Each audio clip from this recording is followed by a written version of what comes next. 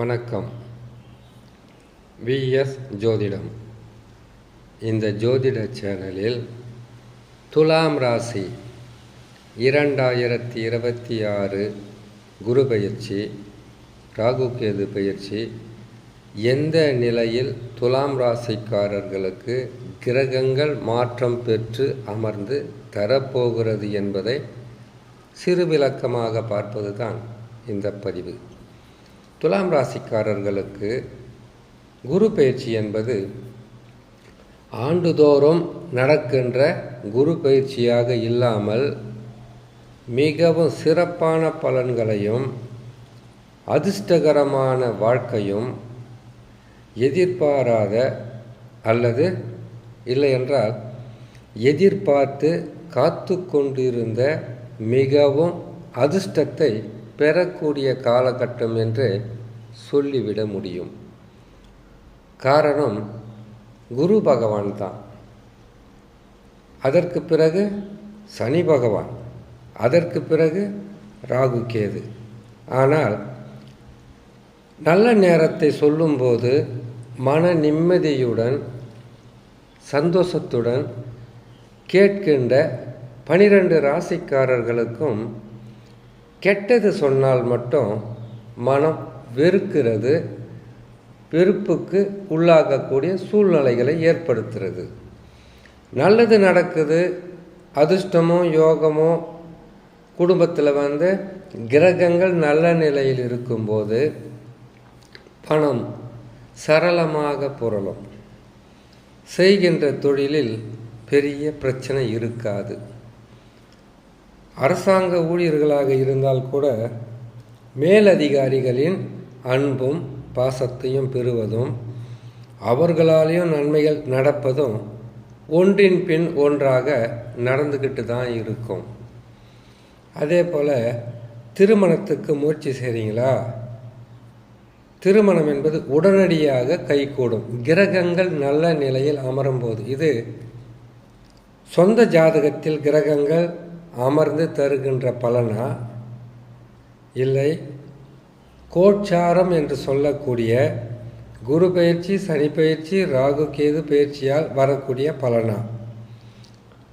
சொந்த ஜாதகத்தில் அமர்ந்த கிரகங்கள் ஆட்சி பெறலாம், உச்சம் பெறலாம், கேந்திர திரிகோணம் பெறலாம், நட்பு பெறலாம், சமம் பெறலாம். இப்படி இருந்தால் யோகங்கள் என்பது கிரகங்கள் கெட்ட இடத்தில் வந்தாலும் நடந்து கொண்டு தான் இருக்கும். நன்மைகள் என்பது தடுக்க முடியாது. இதுவே கெட்ட இடங்கள் என்று சொல்லக்கூடிய நீசம் பெறுவது, பகை பெறுவது, 6-8 மறைவது, இப்படி இருந்தால் அது கிரகங்கள் பேச்சு பெறுகின்ற காலத்தில் நன்மைகள் செய்யக்கூடிய ஸ்தானத்தில் இருந்தால் நன்மைகளை செய்துவிடும். கெட்டது செய்யக்கூடிய ஸ்தானத்தில் இருந்தால் கெட்டது செய்துவிடும்.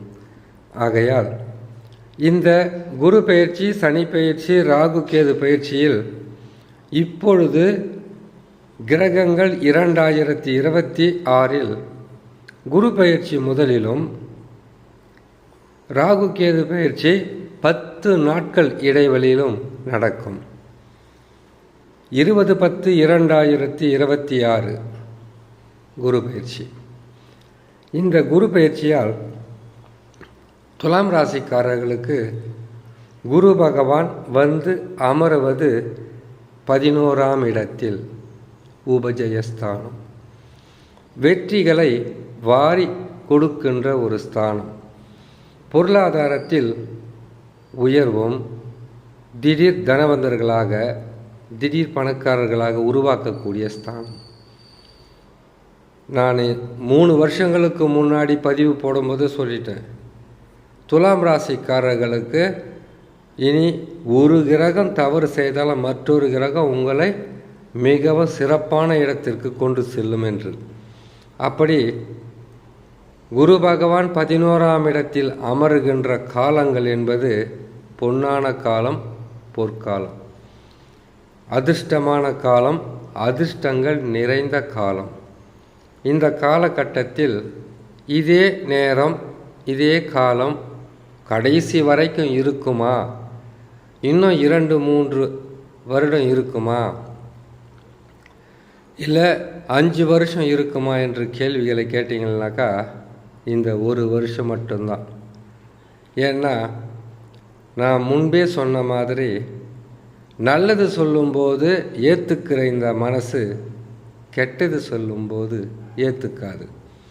அதனால் குரு பகவான் 11ஆம் இடத்தில் அமருகின்ற ஓராண்டு மட்டும் நன்மைகள் என்பது எதிர்பாராத திடீர் தனலாபங்களாகவும் அதிர்ஷ்டங்களாகவும் இருக்கும். இதே குரு பகவான் 12ஆம் இடத்திற்கு மாறுகின்ற சமயம் ஒரு பக்கம் சனி பகவானோ பயிற்சி பெற்று கண்டக சனியாக வந்துடுவார். மிக கவனமாக இருக்கணும். அதற்கு பிறகு கண்டக சனியாக இருக்கின்ற காலத்தில் குருவும் சரியில்லை. ஆனால் துலாம் ராசிக்காரர்களுக்கு எதிர்பார்த்ததை விட எதிர்பாராத பல வகையிலும் நன்மைகளை கிரகங்கள் செய்து கொண்டு தான் இருக்கிறது.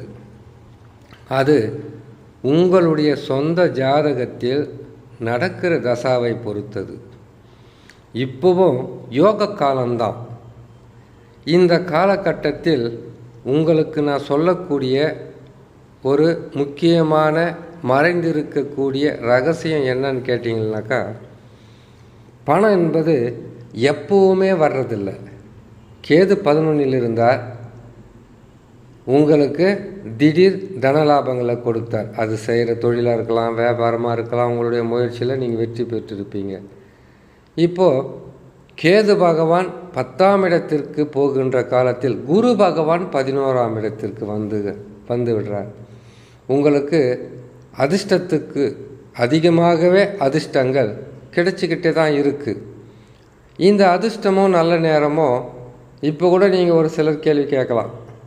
துலாம் ராசிக்காரங்க, கிரகங்கள் மாறுதுன்றாங்க, நல்லது நடக்குதுன்றாங்க, என் வாழ்க்கையில் அப்படியே இருக்குனாக்கா, அப்படின்னா நீசம் பகை 6-8 அமர்ந்த கிரகங்களுடைய தசாவோ இல்லை புத்தியோ நடக்கும்போது தான் அப்படி ஒரு பாதகத்தை செய்துக்கிட்டு இருக்கும். துலாம் ராசியில் இருக்கக்கூடிய 3 நட்சத்திரக்காரர்களுக்கும் ஒரே நிலையில் பலன் இருக்காது. ஒருத்தர் லட்சாதிபதி யோகத்தை பெறுவார், இன்னொரு துலாம் ராசிக்காரர்கள் கோட்டீஸ்வர யோகத்தை பெறுவாங்க. அது சொந்த ஜாதகத்தில் அமைந்த கிரகங்கள். அதுதான் காரணமே தவிர எனக்கும் துலா ராசி தான், அவன் மட்டும் நல்லா இருக்கான் துலாம் ராசிக்காரன், நான் எப்படி இருக்கேன்ற மனக்குறை வேண்டாம். இப்போது குரு பகவானும் நல்லது தான் செய்ய போகிறார். குரு பகவான் பயிற்சி பெற்ற சில நாட்களில் ராகு கேது பயிற்சி. இந்த ராகு கேது பயிற்சியும் சளைத்ததல்ல, சிறிய நற்பலன்களை தருவதற்குண்டான வாய்ப்புகள் இல்லை. 10 கேது பகவான் அமர்ந்தால் பதவி உயர்வு, பொருளாதார உயர்வு, தொழில் மாற்றம், இடமாற்றம், மாற்றங்கள் என்பது ஒன்று நடந்துவிட்டால் மிகப்பெரிய முன்னேற்றத்திற்கு கொண்டு செல்லும். இந்த எல்லா நற்பலன்களும் குறுகிய காலம், ஓராண்டு மட்டும்தான். அதுக்கப்புறம் நல்லதே நடக்காதான்னு கேட்காதீங்க. உங்களுடைய சொந்த ஜாதகத்தில் தசா அது நல்லா இருந்தால் அந்த தசா காலம் வரையில் நன்மைகள் நடந்து கொண்டு தான் இருக்கும். அதில் எந்த விதமான மாற்றமும் கிடையாது. ஆனால் குரு பகவான் 11ஆம் இடத்திலிருந்து மாற்றம் பெற்று 12க்கு வந்துட்டால் 12இல் பெருசாக நன்மை இருக்காது. நன்மைகள் இருக்கும், பெருசாக இருக்காது. அந்த நேரத்தில் சனி பகவானும் பயிற்சி பெற்று கண்டக சனியாக வந்துடுவார். மிக கவனமாக கையாள வேண்டிய காலகட்டம்.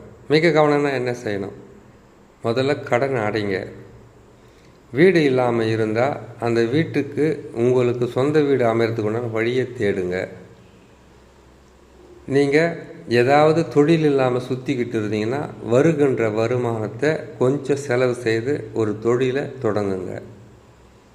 ஏன்னா காசு பணம் என்பது அவ்வளோ சீக்கிரத்தில் யாருக்கும் கிடைக்கிறதில்ல.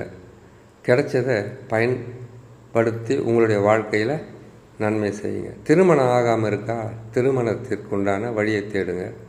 திருமணம் நல்லபடியாக நடக்கும். புத்திர பாக்கியம் இல்லாமல் இருக்கீங்களா, புத்திர பாக்கியத்திற்கு உண்டான வழியை தேடுங்க, மருத்துவரை பாருங்கள். உங்களுடைய மனசுக்கு ஏற்ற மாதிரி புத்திர பாக்கியம் கிடைக்கும். இப்படி எத்தனை நன்மைகள் இருக்கிறதோ அதையெல்லாம் செஞ்சுக்குங்க.